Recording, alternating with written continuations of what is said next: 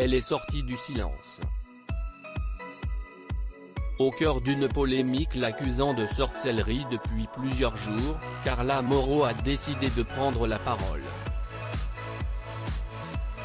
Invitée de l'émission Touche pas à mon poste ce lundi 8 mars, elle a souhaité rétablir sa vérité. Je suis venue pour vous raconter mon histoire, ce qui s'est réellement passé, depuis le début, commence-t-elle par dire. J'ai consulté cette voyante à l'âge de 17-18e ans.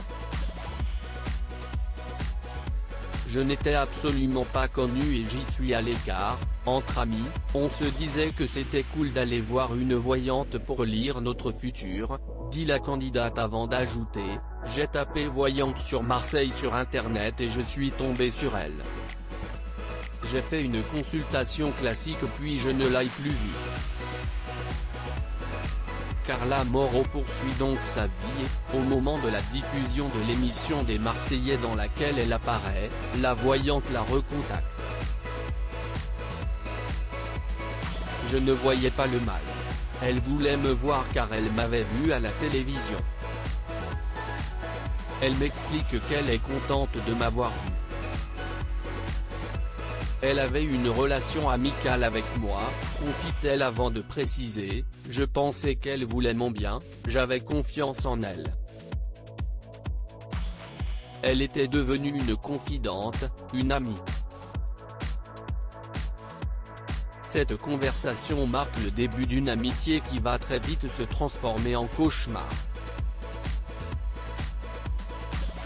À la suite de ce contact, la candidate de télé-réalité se rend à plusieurs rendez-vous dont un, au domicile de sa voyante Danae, durant lequel elle se retrouve face à 10 inconnus ES. Elle était avec une dizaine de personnes et m'a dit, tu m'as dit que tu voulais réussir dans ta vie, gagner de l'argent. Je peux réaliser tout ça. Mais pour ça, il faut que tu me formules des choses, que tu me les dises.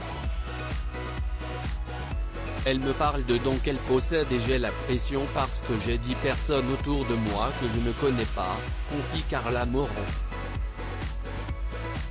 Elle ne me laissait pas partir tant que je ne formulais pas les choses que je voulais, avoue-t-elle avant d'ajouter, à chaque fois, elle enregistrait les choses à mon insu. Elle m'a dit que je lui avais demandé ça et je lui ai affirmé que non. Le début d'un enfer pour la jeune femme puisque celle-ci est victime d'un chantage, devoir payer pour que les enregistrements ne soient pas dévoilés. Je suis partie dans un engrenage, je ne pouvais plus faire machine arrière, conclut-elle.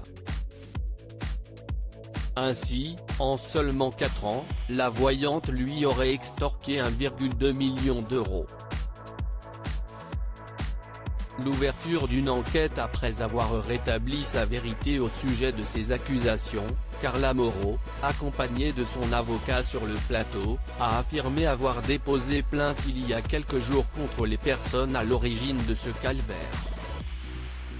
Pour rappel, une enquête était déjà en cours suite à la première plainte déposée par la famille de la jeune femme.